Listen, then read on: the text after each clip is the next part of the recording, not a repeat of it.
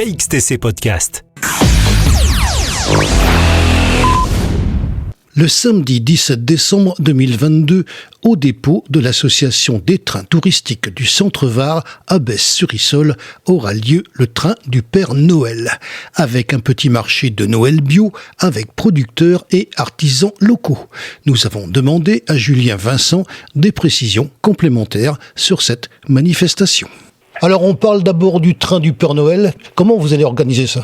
Alors en fait, comme on ne peut pas circuler actuellement sur la ligne qu'on exploitait jusqu'à présent, on a décidé de faire une manifestation pour Noël, puisqu'une des grandes traditions de l'association, c'est de faire circuler les trains du Père Noël.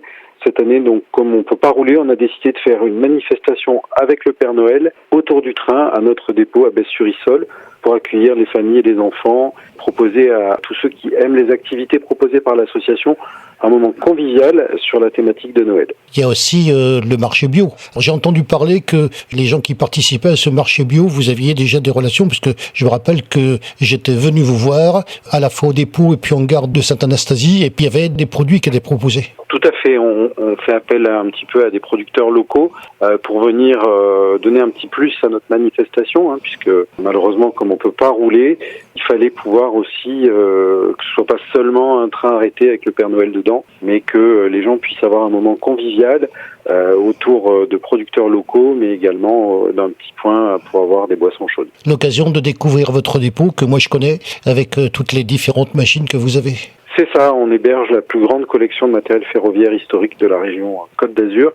C'est aussi l'occasion pour nous d'accueillir du public sur notre site pour mettre en valeur ce patrimoine ferroviaire. J'en profite également pour poser la question, puisque vous avez pas mal de bénévoles chez vous. Ce Picasso, on s'en est où ? Alors le Picasso est toujours en cours de remontage, on a pu faire réviser le moteur. Donc là, les opérations de remontage du moteur sont en phase terminale.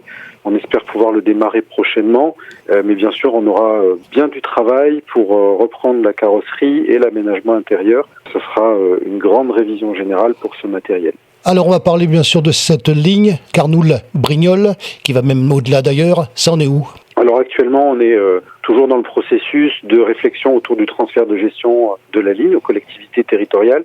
Donc les deux communes de Besse-sur-Issole et Carnoul avec la communauté d'agglomération de la Provence verte. On essaye d'avoir l'ensemble des collectivités territoriales avec le département et la région, bien entendu, autour de la table pour pouvoir réfléchir sur le financement des travaux à réaliser pour pouvoir relancer l'exploitation touristique. Nous avons chiffré ces travaux à 400 000 € actuellement, donc on est en train de travailler à ça.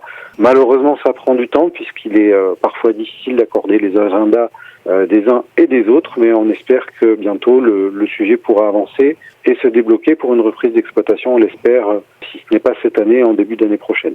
KXTC Podcast.